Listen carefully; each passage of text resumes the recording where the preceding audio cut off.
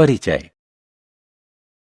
आपका मित्र आपको चुनौती देता है कि क्या आप संख्या 1, 2, 3, 4, 5 को 11 से 30 सेकंड से कम समय में भाग दे पाएंगे। क्या 1, 2, 3, 4, 5 को 11 से भाग देना और जांच करना संभव है? इसमें 30 सेकंड से अधिक समय लगेगा। क्या आप मन ही मन में उत्सुक हैं कि इस सवाल को हल करने का कोई दूसरा तरीका है? इस पाठ में हम भाग के नियम व संख्याओं का गुणनखंड करने के बारे में जानेंगे।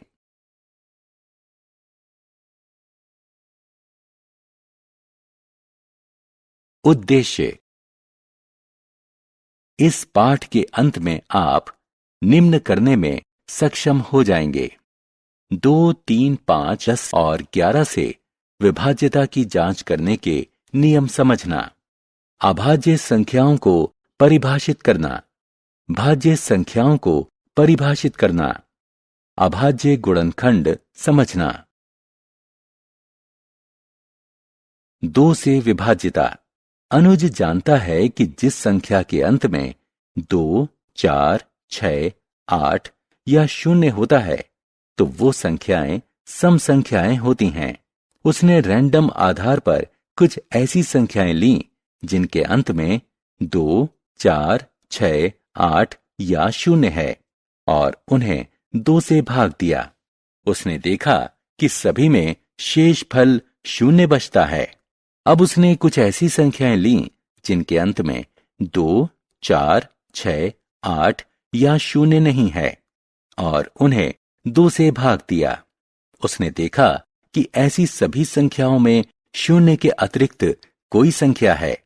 इसलिए उसने निष्कर्ष निकाला कि 2 से वही संख्याएं विभाज्य हैं जिन संख्याओं में इकाई के स्थान पर 2, 4, 6, 8 या 0 है।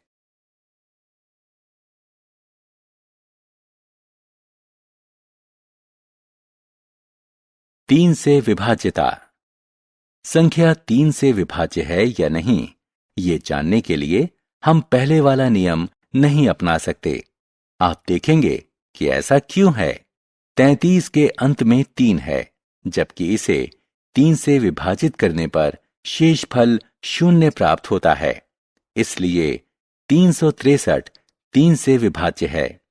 473 के अंत में भी 3 है, लेकिन जब इसे 3 से विभाजित किया जाता है तो शेषफल 2 बचता है। इसलिए 473 3 से विभाज्य नहीं है। इस तरह स्पष्ट है कि 3 से विभाज्यता जांचने के लिए एकदम अलग नियम होगा। यह जानने के लिए कि संख्या 3 से विभाज्य है या नहीं, उस संख्या के अंकों का योग करें। उदाहरण के लिए 363 की 3 से विभाज्यता जांचने के लिए हम 3, 6 और 3 का योग करते हैं। हमें योगफल 12 प्राप्त होता है और 12 3 से विभाज्य संख्या है। अब 4, 7, 3 के अंकों का योग करें। योगफल 14 प्राप्त हुआ, जो कि 3 से अविभाज्य संख्या है। इसलिए हम कह सकते हैं कि यदि संख्या के अंकों का योग 3 का गुणज है तो वह संख्या 3 से विभाज्य है।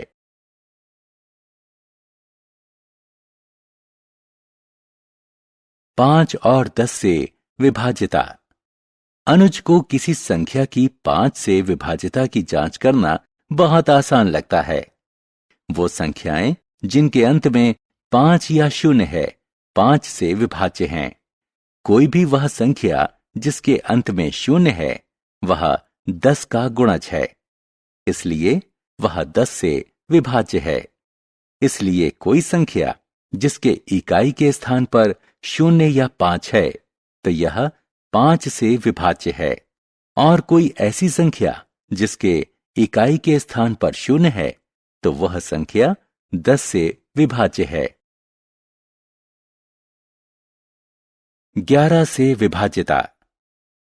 मान लें कि संख्याएं 132, 1562, 2717 और 83919 है। ये सभी संख्याएं 11 से विभाज्य हैं और इसे भाग की सीधी विधि द्वारा जांचा जा सकता है। इकाई से शुरू करते हुए इन संख्याओं के विषम स्थानिक अंकों के योग पर विचार करें। इसी प्रकार शेष अंकों या समस्थानिक अंकों के योग पर विचार करें। इन दोनों योगफलों के मध्य अंतर ज्ञात करें। यह अंतर या तो 0 है या फिर 11 है। यह कोई संयोग नहीं है, यह सामान्य नियम है। यदि किसी संख्या के विषम स्थानिक और समस्थानिक अंकों के योग का अंतर 11 से विभाज्य है, तो वह संख्या भी 11 से विभाज्य होगी।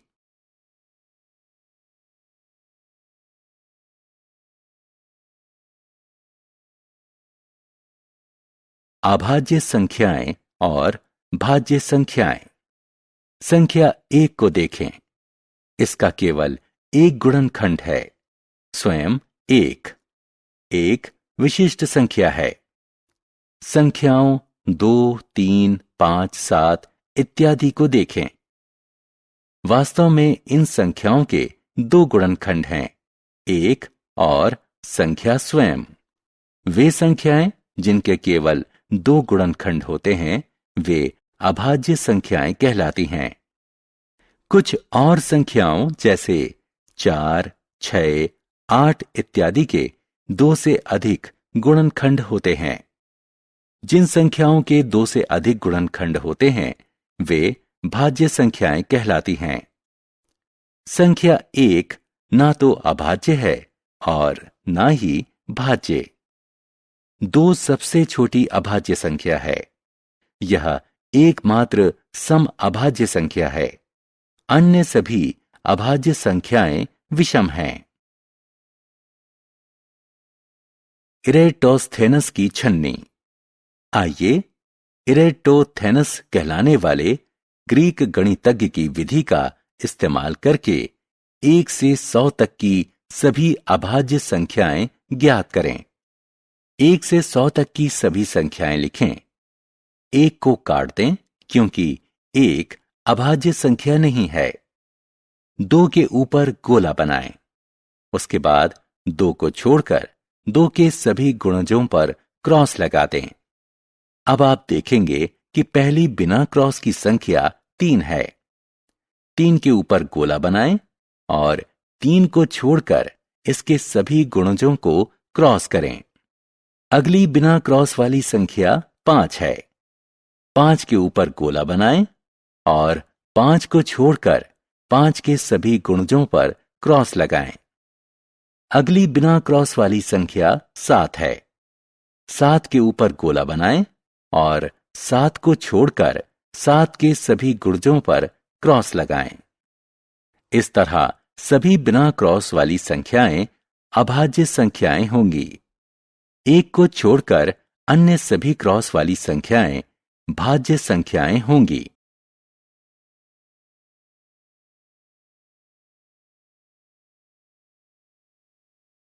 अभाज्य गुणनखंड। जब हम किसी संख्या को इसके गुणनखंडों के गुणनफल के रूप में व्यक्त करते हैं, तो हम कहते हैं कि संख्या का गुणनखंड किया गया है। इस तरह जब हम 24 को 3 गुणे 8 लिखते हैं, तो हम कहेंगे कि संख्या का गुणनखंड किया गया है। गुणनखंड 8 का आगे 2 गुणे 2 गुणे 2 के रूप में गुणनखंड किया जा सकता है। हम 24 को 2 गुणे 12 के रूप में भी लिख सकते हैं। इसमें गुणनखंड 12 का आगे 2 गुणे 2 गुणे 3 के रूप में गुणनखंड किया जा सकता है। इस तरह 24 को 2 गुणे 2 गुणे 2 गुणे 3 के रूप में लिखा जा सकता है। 24 को एक और विधि से 4 गुणे 6 के रूप में भी लिखा जा सकता है। गुणनखंड 4 का आगे 2 गुणे 2 के रूप में गुणनखंड किया जा सकता है। गुणनखंड 6 का आगे 2 गुणे 3 के रूप में गुणनखंड किया जा सकता है। इस विधि से भी 24 को 2 गुणे 2 गुणे 2 गुणे 3 के रूप में लिखा जा सकता है। इस तरह 24 का गुणनखंड करने पर हमें अंततः 2 गुणे 2 गुणे 2 गुणे 3 ही प्राप्त होता है। इस गुणनखंड में शामिल गुणनखंड 2 और 3 दोनों अभाज्य संख्याएं हैं। किसी संख्या का इस प्रकार का गुणनखंड अभाज्य गुणनखंड कहलाता है।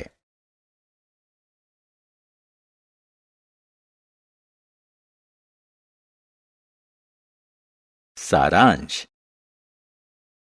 आइए हमने जो कुछ सीखा है उसे संक्षेप में दोहराएं। जिन संख्याओं में इकाई के स्थान पर 2, 4, 6, 8 या 0 होता है वे 2 से विभाज्य होती हैं।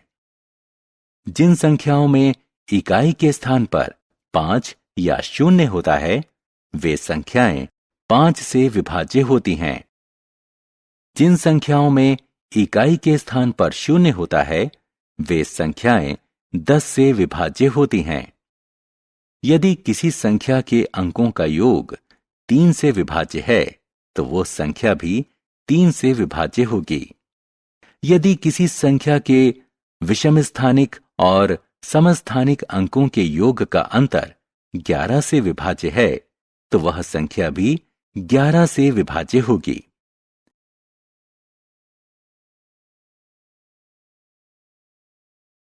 दो गुणनखंडों वाली संख्याएं अभाज्य संख्याएं कहलाती हैं। 2 से अधिक गुणनखंडों वाली संख्याएं भाज्य संख्याएं कहलाती हैं। एक विशिष्ट संख्या है। यह ना तो अभाज्य है और ना ही भाज्य। संख्या 2 सबसे छोटी अभाज्य संख्या है। यह एकमात्र अभाज्य सम संख्या है। अन्य सभी अभाज्य संख्याएं विषम हैं। किसी संख्या को इसके अभाज्य गुणनखंडों में व्यक्त करना इसका अभाज्य गुणनखंड कहलाता है।